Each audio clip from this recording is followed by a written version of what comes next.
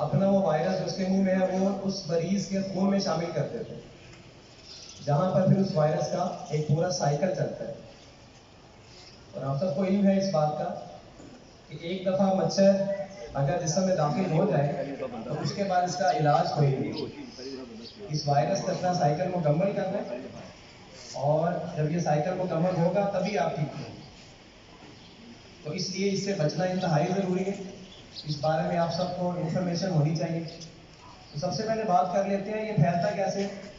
मच्छर, जहाँ पर मच्छर परवान चढ़ता है उन जगहों को आपने गौर से देखना है।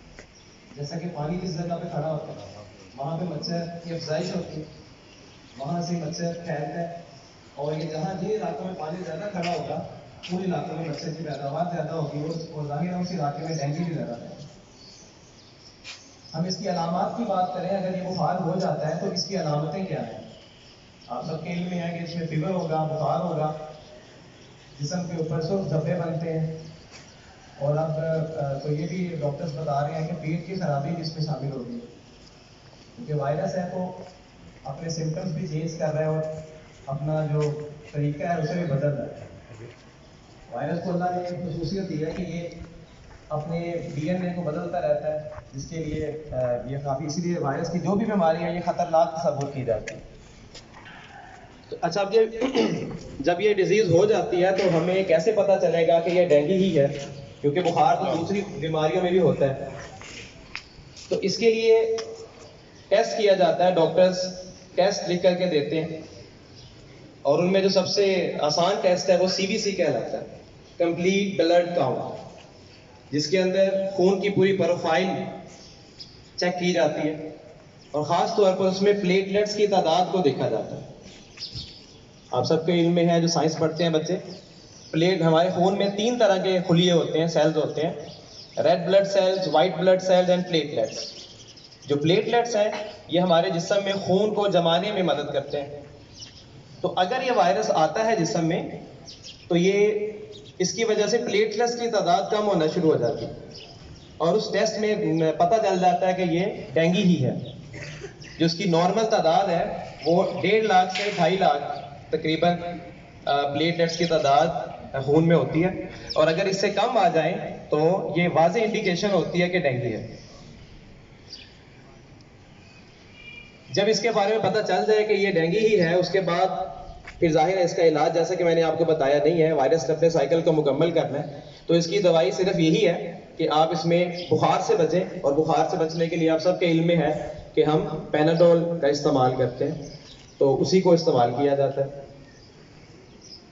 तो इसके अलावा हमने इस बीमारी के दौरान जब फीवर हो जाए तो ज़्यादा से ज़्यादा लिक्विड का इस्तेमाल करना है, पानी ज़्यादा इस्तेमाल करना है, वो किसी भी शक्ल में हो, फ्रूट्स की शक्ल में ले लिया जाए, जूस की शक्ल में ले लिया जाए। मतलब लिक्विड का इंटेक जितना ज़्यादा होगा उतना ही ज़्यादा ये वायरस आपके जिस्म से आसानी से और जल्दी से निकल जाएगा। अच्छा, अब हमने इससे बचना कैसे है? इससे बचने के लिए हमने उन जगहों पर गौर करना है जिस जगह पर वायरस फैलता है। पानी वाली जगह, किसी जगह पर हमने पानी को खड़े नहीं होने देना, अपने इर्द गिर्द में कुर्ब जवार में इस बात का ख्याल रखना है कि वहां पर पानी जमा ना हो, क्योंकि पानी जमा होगा तो उस जगह पर वायरस और ये डेंगू का मच्छर है ये फैलेगा, और जाहिर है फिर वो वायरस को ट्रांसमिट करेगा वेक्टर के तौर पर एक जगह से दूसरी जगह। तो पहले ये हमने काम करना है। दूसरा, हमने फुल स्लीव्स शर्ट्स पहननी, फुल बाजू वाले कपड़े पहनने, क्योंकि हम मच्छर को जितना कम एरिया देंगे उतना ही हम इससे महफूज रहेंगे। अगर हम हाफ स्लीव्स पहनेंगे तो मच्छर को काटने के लिए काफ़ी जगह मिल जाएगी, तो वो वहाँ पर हमें बाइट करके खुदा न खास्ता इस वायरस को ट्रांसमिट कर रहे हैं। तीसरी बात, हमने जिस्म के वो हिस्से जो कपड़ों से बाहर हैं, मसलन चेहरा है, हाथ है, इन जगहों पर हमने मॉस्किटो रिपेलेंट लोशन का इस्तेमाल करना है, यानी मच्छर भगाओ लोशन। मार्केट में अक्सर मिलते हैं, आपको कमर्शियल में देखे भी होंगे आप लोगों ने। अगर हम उसका इस्तेमाल कर लेते हैं तो वो मच्छर हमारे करीब नहीं आता। और सबसे बढ़कर पर्सनल हाइजीन, हमने अपनी ज़ाती सफाई का ख्याल रखना है, क्योंकि बाज़ डॉक्टर्स ये भी कहते हैं कि ये भूख की तरफ मच्छर अट्रैक्ट होता है। तो चूंकि आप लोग बच्चे हैं, अगर आप लोग अपनी सॉक्स को धोकर नहीं पहनेंगे तो ये मच्छर आपकी तरफ अट्रैक्ट होगा, तो हो सकता है कि ये बाइट कर रहा है।